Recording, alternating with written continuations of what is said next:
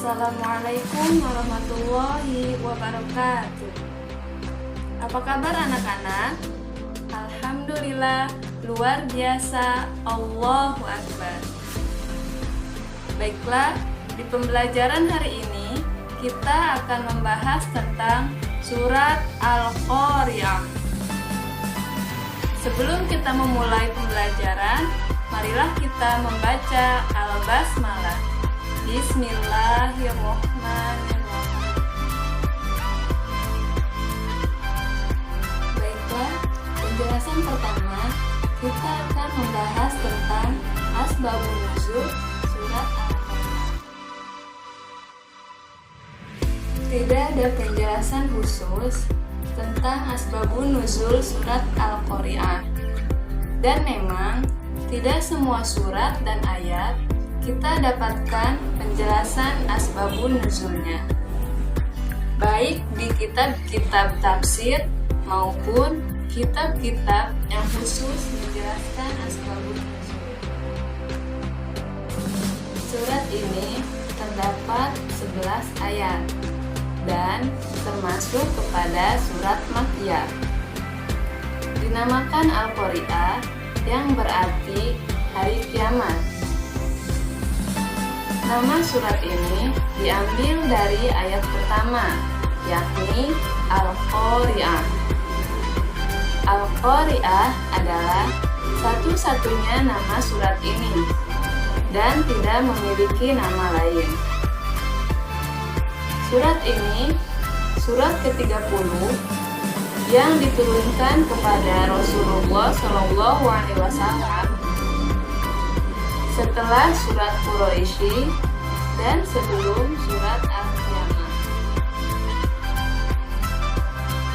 Menurut urutan mushaf, surat ini termasuk surat ke-101, yakni setelah surat Al-Adiyat.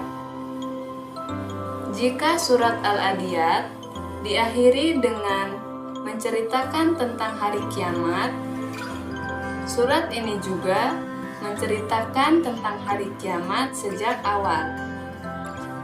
Jika surat Al-Adiyat diakhiri dengan pertanyaan isyarat terjadinya itu, surat ini menceritakan bahwa ia akan terjadi pada hari kiamat, yakni Al-Qari'ah, suara yang Pembahasan selanjutnya tentang tafsir Quran surat Al-Qari'ah. Al-Qari'ah, hari kiamat. Kata Al-Qari'ah berasal dari kata qara'a yang berarti mengetuk. Suara menggelegar yang diakibatkan oleh kehancuran yang sangat keras, sehingga mengetuk lalu memekakan telinga, bahkan hati dan pikiran. Yang kedua, Mal-Qari'ah. Tahukah kamu apakah hari kiamat itu? Pengulangan kata ini menggambarkan rasa heran dan mencekam. Seakan-akan secara sederhana diilustrasikan pintu yang diketuk keras, tidak seperti selama ini.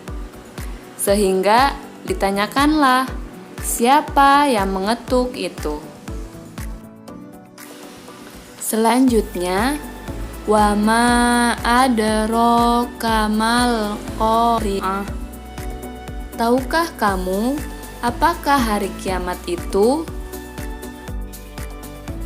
Kalimat ma adraka adalah ungkapan yang digunakan Al-Quran untuk menggambarkan kehebatan sesuatu yang sulit dijangkau hakikatnya. Kalimat ini sekaligus merupakan ta'kid atau kalimat penguat untuk memberitahukan betapa dahsyatnya hari kiamat. Selanjutnya, yauma yakunun nasu kal farashil mabthus. Pada hari itu, manusia adalah seperti anai-anai yang bertebaran. Selain diartikan anai-anai, kata al-farashi juga diartikan belalang yang baru lahir. Mereka saling menindih dan bergerak ke berbagai arah yang tidak menentu. Manusia waktu itu seperti anai-anai yang bertebaran. Jumlahnya banyak, lemah, hina, dan terbang tak tentu arah. Ayat selanjutnya, watakunul jibalu kal'ihnil manfush. Dan gunung-gunung adalah seperti bulu yang dihambur-hamburkan. Pada hari kiamat, gunung-gunung laksana bulu domba yang dihamburkan hingga berterbangan. Dua kondisi ini saja, yakni manusia yang seperti anai-anai bertebaran dan gunung yang berhamburan, sudah menggambarkan betapa dahsyatnya dan mengerikannya hari kiamat. Ayat ke-6, fa'amma man thaqulat mawazinu, yang artinya, dan adapun orang-orang yang berat timbangan kebaikannya. Ayat di atas menjelaskan, setelah Allah menjelaskan sekilas dahsyatnya hari kiamat, Allah mengarahkan pandangan manusia untuk memperhatikan kesudahan mereka, bahwa nantinya mereka akan ditimbang amalnya dan nasibnya akan tergantung pada amal yang ditimbang itu. Amal itulah yang menentukan kebahagiaan dan kesengsaraan di akhirat. Ayat ke-7, fahuwa fi 'ishatir radiyah, yang artinya, maka dia berada dalam kehidupan yang memuaskan. Ayat ini memberikan isyarat kepada kepuasan dan kenyamanan hidup di akhirat itu bersambung, tidak terputus dan tidak berganti, seperti di dunia yang kadang senang, kadang susah. Tempat yang demikian itu tidak lain adalah surga. Ayat ke-8, wa amma man khaffat mawazinu, dan adapun orang-orang yang ringan timbangan kebaikannya. Menurut ayat ke-8, yakni orang yang timbangan amal keburukannya lebih berat daripada timbangan amal kebaikannya. Ayat ke-9, fa ummuhu hawiyah, maka tempat kembalinya adalah neraka hawiyah. Yang dimaksud yaitu bahwa orang yang lebih berat timbangan amal keburukannya akan terjatuh ke dalam neraka hawiyah dengan keadaan kepala di bawah. Ayat ke-10, wa ma adraka ma hiya, tahukah kamu apakah neraka hawiyah itu? Ayat terakhir, narun hamiyah, yaitu api yang sangat panas. Inilah hakikat hawiyah yang Allah jelaskan. Api yang sangat panas, lagi sangat kuat menyala dan gejolak apinya. Panasnya api neraka 70 kali lipat dari panasnya api dunia.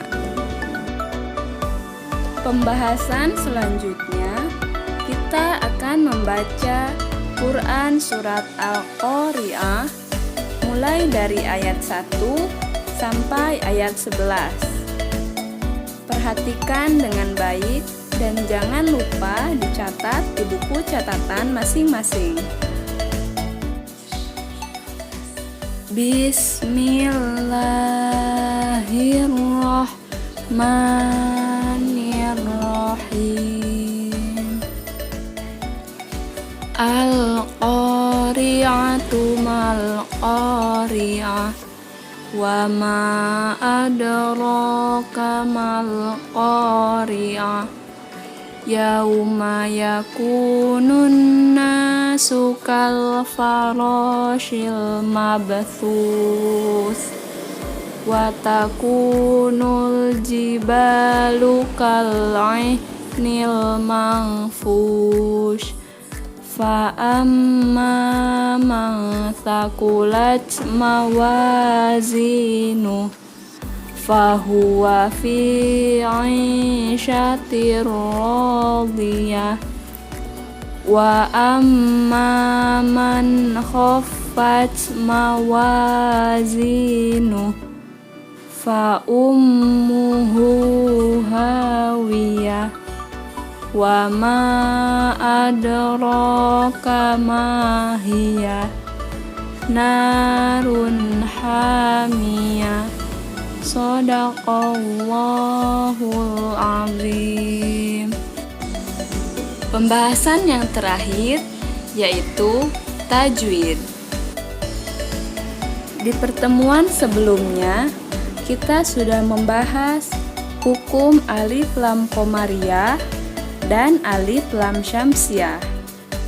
Nah, sekarang kita akan mencari hukum alif lam qamariyah dan alif lam syamsiyah di dalam Quran Surat Al-Qari'ah. Coba kalian hitung ada berapa hukum alif lam qamariyah di dalam Quran Surat Al-Qari'ah. Ya, betul, ada 8. Mari kita bahas satu persatu. Hukum Al-Qamariyah yang pertama ada di ayat ke-1, yaitu Al-Qari'ah. Di situ ada tanda merah. Kenapa disebut Al-Qamariyah? Karena alif lam bertemu dengan salah satu huruf Al-Qamariyah, yaitu huruf Qaf. Hukum Al-Qamariyah yang kedua ada di ayat kedua, yaitu Mal-Qari'ah. Di situ ada tanda merah. Kenapa disebut Al-Qamariyah? Karena alif lam bertemu dengan salah satu huruf Al-Qamariyah, yaitu Qaf. Hukum Al-Qamariyah yang ketiga ada di ayat ketiga, yaitu Mal-Qari'ah. Di situ ada tanda merah. Kenapa disebut Al-Qamariyah? Karena alif lam bertemu dengan salah satu huruf Al-Qamariyah, yaitu Qaf. Hukum Al-Qamariyah yang keempat ada di ayat keempat, yaitu Kal Faroshi. Di situ ada tanda merah. Kenapa disebut alif lam qamariyah? karena alif lam bertemu dengan salah satu huruf al-qamariyah, yaitu fa. Hukum al-qamariyah yang kelima ada di ayat keempat, yaitu kal faroshil mabthus. Di situ ada tanda merah.